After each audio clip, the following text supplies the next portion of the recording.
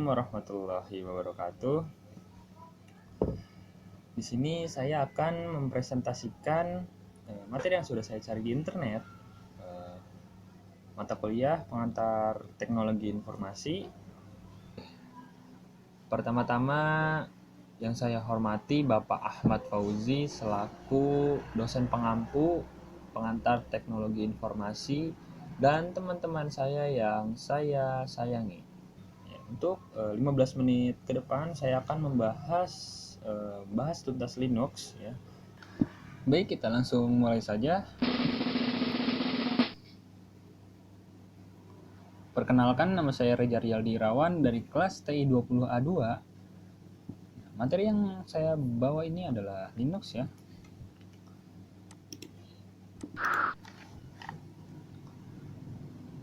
Apa sih itu Linux? Ya. Linux adalah software, sistem operasi, open source yang gratis untuk disebarluaskan di bawah lisensi GNU. Linux merupakan turunan dari Unix dan dapat bekerja pada macam perangkat keras komputer. Ya sebenarnya di sini tuh nggak komputer aja gitu kan. Ya ada handphone ya, handphone Android khususnya. Nah, Android itu adalah Linux. Linuxnya dari Google ya. Meskipun gratis, lisensi GNU memperbolehkan yang ingin menarik biaya untuk penggandaan maupun pengiriman program.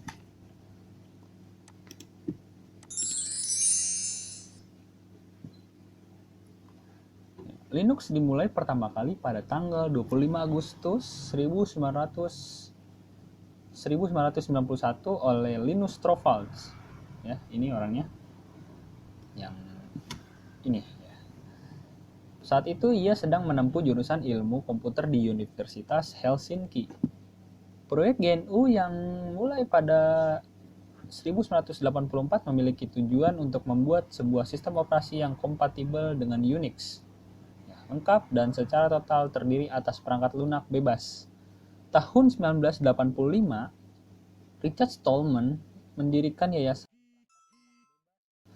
dan mengembangkan lisensi publik umum GNU atau GNU General Public License atau GNU GPL.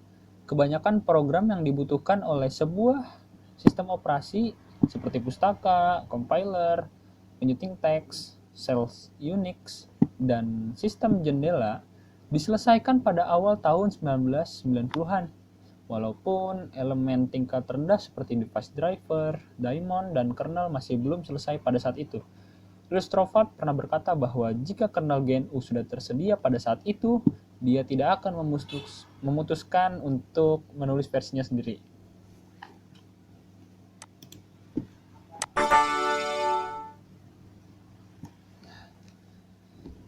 Tux adalah maskot resmi kernel Linux dan simbol umum Linux. Tux dibuat oleh Larry Ewing pada tahun 1996 dengan GMP. Ya, GMP itu aplikasi render ya, kayak Photoshop gitu, cuman versi open source-nya gitu. Beberapa orang berbeda pendapat mengenai awal mula Tux. Di satu sumber, Linus bercerita bahwa ia selalu suka penguin, dan ketika ia di Canberra dan mengunjungi kebun binatang setempat, ia digigit oleh penguin kecil dan ia terinfeksi oleh penyakit mitos yang bernama penguinitis.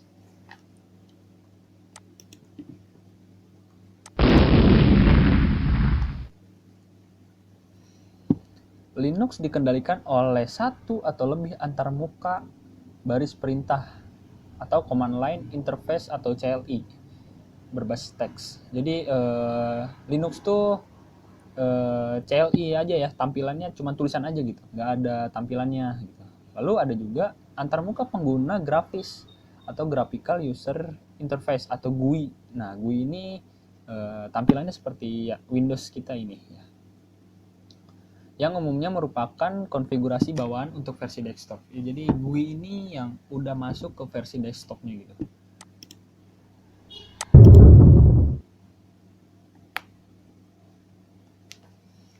Asosiasi lokal yang dikenal Linux User Group atau LUG mempromosikan Linux dengan mengadakan pertemuan, demonstrasi, pelatihan, dukungan teknis, dan instalasi sistem operasi Linux secara gratis. Ada banyak juga komunitas internet yang menyediakan dukungan terhadap pengembang dan pengguna Linux. Beberapa perusahaan besar menjalani model bisnis yang terdiri dari penjualan, dukungan, dan kontribusi terhadap Linux dan perangkat lunak bebas. Ini termasuk Dell, IBM, HP, Sun Microsystems, Novell, dan Red Hat. Satu model bisnis yang umum dari pemasok komersial yaitu dengan mengenakan biaya atas dukungan khususnya terhadap pengguna-pengguna kalangan bisnis. Sejumlah perusahaan menawarkan versi bisnis dari distribusi Linux mereka, antara lain berupa dukungan atas paket-paket tak bebas dan alat bantu untuk mengatur sejumlah besar instalasi atau untuk memudahkan tugas-tugas administratif. Dan next, ini pindahin aja ke sini. Linux juga memiliki dukungan untuk Perl, Ruby, Python, dan bahasa pemrograman dinamis lainnya. Contoh bahasa pemrograman yang tidak umum tapi tetap mendapatkan dukungan di Linux antara lain adalah C# dengan model Mono yang disponsori oleh Novell dan Scheme. Sejumlah Java Virtual Machine dan peralatan pengembang jalan di Linux termasuk Sun Microsystems JVM atau Hotspot dan J2SE RE IBM, serta proyek-proyek open source lainnya seperti Cafe. Dua kerangka kerja utama untuk pengembangan aplikasi gratis di Linux adalah GNOME dan KDE. Proyek-proyek ini berbasiskan GTX Plus dan Qt. Keduanya mendukung beragam bahasa pemrograman. Untuk Integrated Development Environment terdapat Anjuta, CodeBlocks, Eclipse, dan KDevelops, Lazarus, MonoDevelop, NetBeans, dan Omni Studio. Sedangkan penyunting teks yang telah lama tersedia adalah Vim dan Emacs. Jadi penyunting teks ini yang dimaksudkan adalah kayak CLI gitu ya. Kayak notepad-nya Linux gitu. Nah, ini pengembangan Linux dari masa ke masa yang berawal dari Unix ya, sampai ke hari ini yang banyak sekali Linux ya, turunan-turunan distribusi Linux lainnya ya.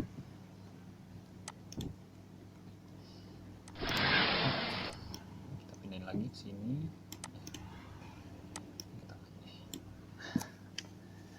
Linux kernel dan sebagian besar perangkat lunak GNU menggunakan GNU General Public License atau GPL sebagai basis lisensinya. GPL mengharuskan siapapun yang mendistribusikan kernel Linux harus membuat source code atau semua modifikasi atas itu. Tersedia bagi pengguna dengan kriteria yang sama.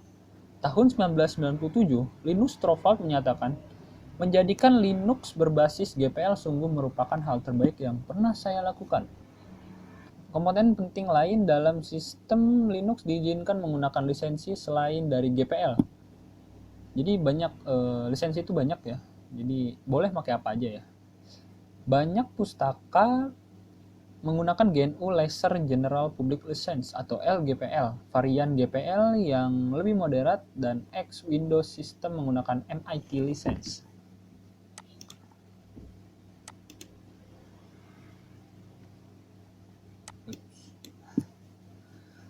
Penelitian yang dilakukan pada tahun 2001 terhadap Red Hat Linux 7.1 menemukan bahwa distro perangkat lunak tersebut terdiri atas 30 juta baris kode.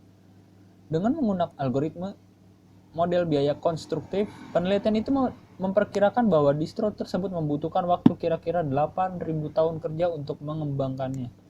Menurut penelitian tersebut, jika semua elemen dari perangkat lunak tersebut dikembangkan dengan cara konvensional dalam artian sebagai perangkat lunak tertutup, pengembangan distro tersebut akan menelan biaya sebesar 1,08 miliar. Jadi ini kurs tahun 2000 untuk dikembangkan di Amerika Serikat. Sebagian besar kode, 71%, ditulis dengan menggunakan bahasa pemrograman C. Namun banyak bahasa lainnya juga ikut terlibat seperti C++, Assembly, Perl, Python, Fortran, dan berbagai bahasa skrip lain. Lebih dari separuh dari kan bahwa di bawah naungan GPL. Kernel Linux itu sendiri terdiri atas 2,4 juta baris kode atau sekitar 8% dari total keseluruhan.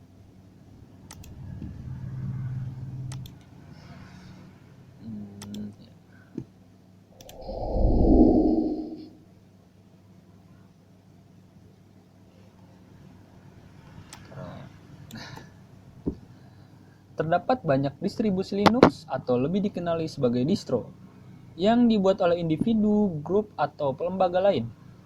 Masing-masing disertakan dengan program sistem dan program aplikasi tambahan. Di samping itu, menyertakan suatu program yang memasang keseluruhan sistem di komputer atau installer program.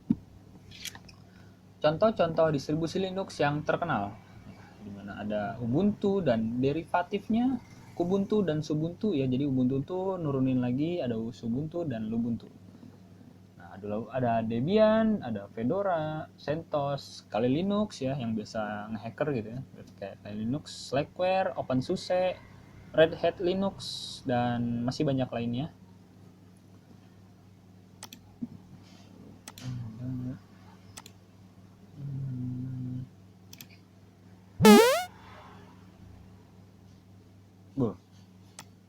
Komputer terpasang atau build up dengan distribusi Linux siap pakai saat ini banyak tersedia.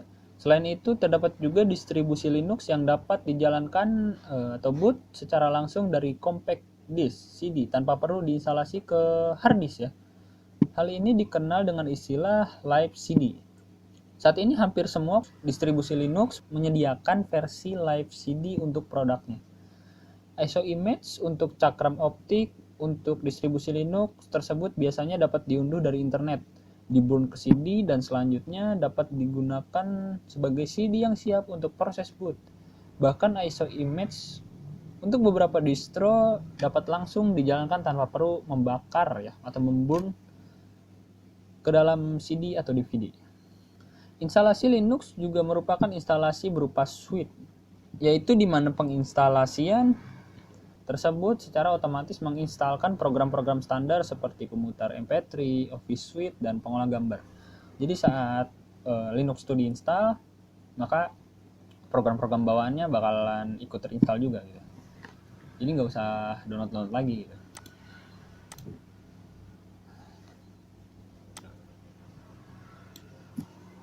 Konfigurasi setelan Linux dan aplikasi di atasnya banyak yang dilakukan lewat berkas teks di directory etc. Pada pengembangan selanjutnya, utilitas seperti LinuxConf dan GNOME System Tools memudahkan pekerjaan ini lewat antarmuka grafik. Jadi konfigurasinya itu sekarang udah lewat grafis ya, bukan CLI lagi. Kendati demikian, baris perintah command line tetap merupakan cara yang paling umum digunakan. Ya meskipun udah ada GUI, tetap saja Linux tuh dikenal dengan CLI-nya gitu. Lalu dukungan bagi Linux didapatkan melalui kelompok pengguna Linux atau KPLI, pengguna Linux lain di dalam forum internet, IRC, newsgroup, dan mailing list. Kelompok pengguna Linux atau Linux User Group telah didirikan di seluruh dunia. Di Indonesia, kelompok ini tergabung dalam KPLI daerah seperti KPLI Jakarta, KPLI Bandung, dan masih banyak lainnya. Bantuan termasuk instalasi, penggunaan, penggandaan, serta menggalakkan pengembangan sistem Linux. Jadi jangan khawatir ya bagi yang pengen pakai Linux gitu ya, dari Windows ke Linux itu hijrah ya. Itu banyak ya dukungannya. Jadi ada dari internet juga bisa, dari YouTube juga banyak. Dan sekarang malah ada grupnya ya, KPLI Indonesia gitu.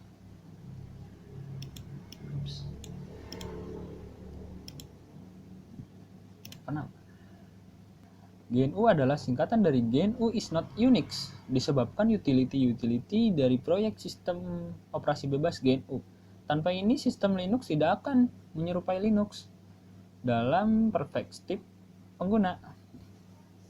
Richard Stallman dari GNU/FSF memohon agar kombinasi sistem proyek GNU dan kernel Linux disebut sebagai GNU/Linux. Pengguna distribusi Linux dari proyek Debian lebih cenderung menggunakan nama tersebut. Kebanyakan pengguna lebih mudah menggunakan istilah Linux. Jadi nama asli Linux itu GNU/Linux gitu ya. GNU Linux. Lalu ada yang terakhir, saya mengambil materi ini dari Wikipedia ya, Wikipedia ensiklopedia bebas. Ya, ini linknya. Lanjut.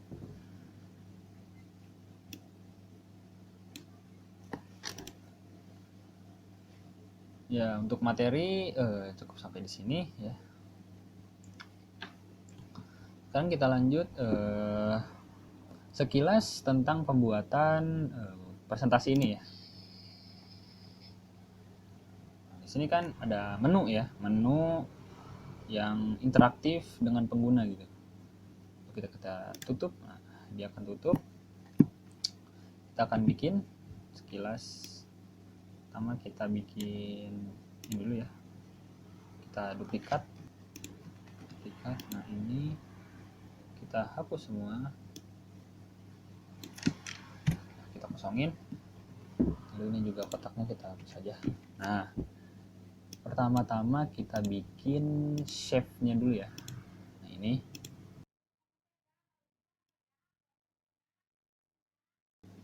Ini buat tombol ya. Kita pilih warna suka hati. Kita sini tulis menu. Nah, kita bikin shape untuk badan ya atau body dari, taruh sini dulu deh. Nah, ini body untuk oke. Ini masih di dalam ya, di dalam kotak. Nanti kita akan keluarkan. Terus ada macam-macam menunya ya. Ini bebas, pilihkan. Kita kasih dua aja ya sebagai contoh. Di sini ada dua menu. Pertama ini slide 1. Ini misalkan slide 2. Pertama-tama kita grouping ya, kita group ini ya biar bergerak semua gitu, nggak cuman badannya aja. Kita group di sini di format ya, lalu di group. Lalu yang menu ini kita kasih animation. Bebas animasinya apa aja ya, saya akan pilih ini aja. Load-in dengan kecepatannya 50 ya. Lalu ketika kita ingin si animasi ini jalan tanpa diklik ya, jadi ketika di slide ini dibuka lalu akan otomatis jalan, itu menggunakan with previous. Lalu gimana caranya ketika diklik ini trigger gitu kan. Kita kasihnya animasi. Ini. Kita arahin dia ke kiri gitu kan, jalannya ke kiri gitu. Kiri. Kita cari di sini left. Nah. Oke. Nah, ini efek nanti ya, efek kedua ya. Dari sini ke sini gitu. Ini sebelum, ini sesudah gitu. Lalu ini belum jadi, belum sampai sini aja. Kita buka di animation pen. Di sini yang segitiga ini ya, kita buka dan efek option ya. Kita ke timing dan ke trigger. Di sini kita start effect saat menu ya, menu diklik.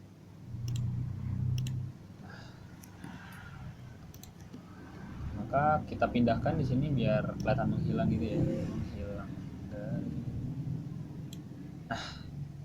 dari belum pas. Pokoknya jangan sampai kelihatan aja. Lalu kita cobain.